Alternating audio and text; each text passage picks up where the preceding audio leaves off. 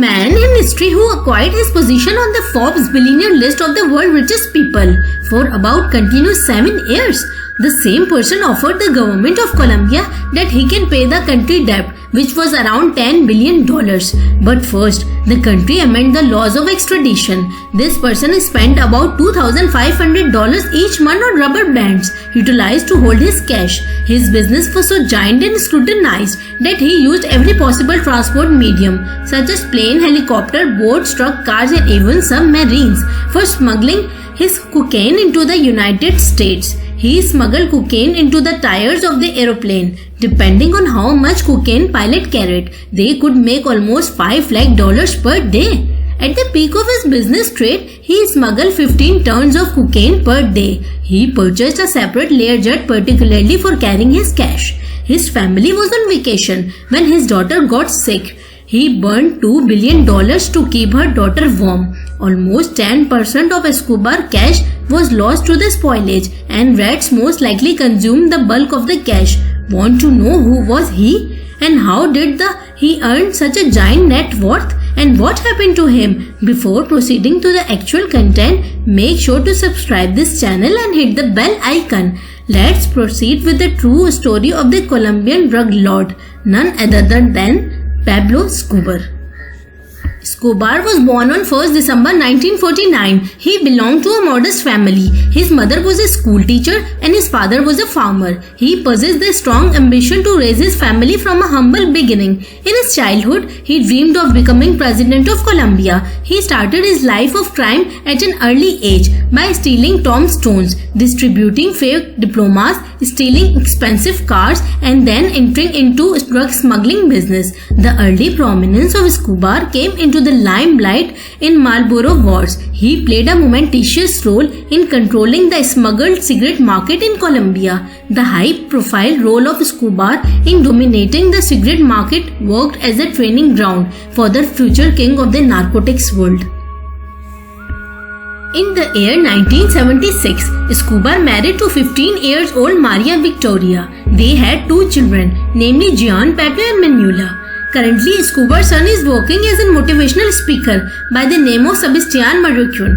His son is an architect and published the famous book namely Pablo Escobar, My Father in 215. Sebastian shared his childhood story and an experience of growing up in the home of drug lord. He also confirmed that his father did not shoot by authorities, rather he committed suicide. In one interview given to Agence France Presse, he mentioned, "My father was not a person to be imitated. He showed us the path we must never take as a society, because it is the path of self-destruction, loss of values, and a place where life ceases to have an importance." In the early 1970s, Colombia became the main smuggling location for the marijuana. Due to its distinct geographical location, Colombia appeared as the largest asset for the smuggling of cocaine. Escobar took advantage of the cocaine flourish market and quickly controlled the cocaine trade. Under the leadership of Escobar, the bulk amount of coca paste was obtained in Peru and Bolivia and reached America. Using this strategy, Escobar accumulated a net worth of $30 billion and appeared on the list of 10 richest people by Forbes for the continuous 7 years. The largest cocaine shipment sent to the United States by Escobar weighed 51,000 pounds. In the 1980s, the Colombian authorities captured Escobar fleets, including 144 offices and homes, 20 helicopters, 142 private planes, and 32 yachts. Despite his terrifying cocaine business, Escobar provided funds for those programs that had the purpose of helping Colombia poor people. He gave his money to charity, to hospitals, churches and food programs, and built a park and barrio and football stadium. The strong support of Escobar towards poor people earned him the name Robin Hood.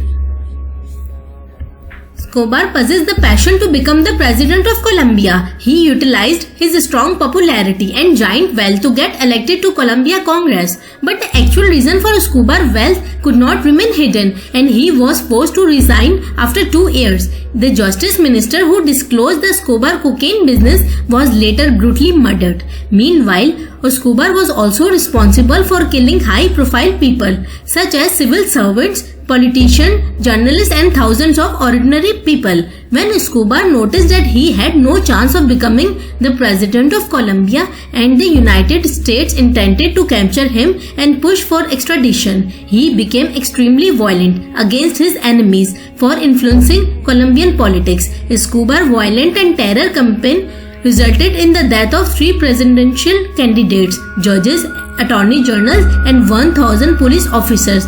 Additionally, Escobar also appeared as the mastermind of a Colombian jetliner bombing in the year 1989 that killed above 100 people. This led to turning the public opinion and distrust of other drug traffickers against Escobar. In 1991, Escobar surrendered in front of the Colombian government and he was allowed to live in a luxurious prison known as La Catedral. The prison La Catedral was extremely luxurious and exhibited with a nightclub, soccer field, waterfall, sauna, spa and casino. The prison also had fax machine, computer and telephones. However, Escobar killed 2 people at La Catedral. The official decided to transfer him to a less privileged prison. In June 1992, authorities attempted to move him to another prison and he escaped.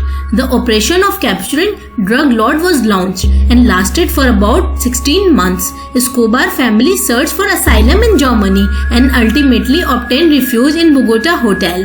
However, Escobar was not lucky enough. He was caught by Colombian law enforcement on 2 December 1993 when he tried to run and cross the rooftops.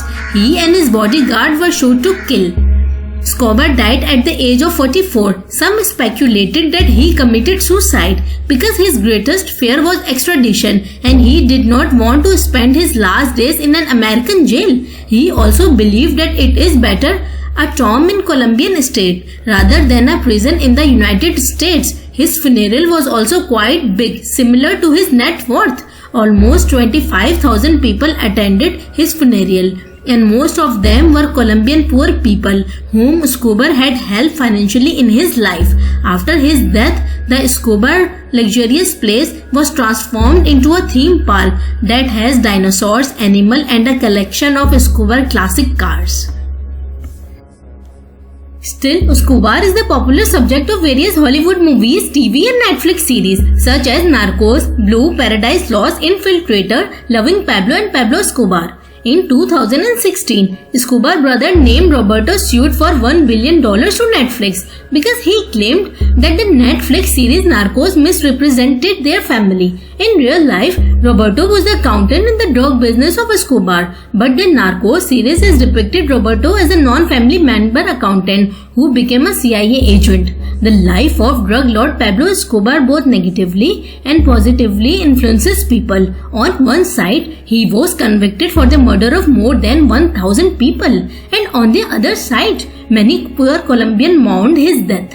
It is a fact that he cared for the Colombian people. One funeral goer talked to the New York Times and showed his love for Pablo Escobar by saying, "In the future, people will go to his tomb to pray the way they would do to a saint." Express your thoughts about drug lord Pablo Escobar in the comment section. Appreciate our effort by subscribing to the channel. Share this unbelievable story of the king of cocaine with your family and friends.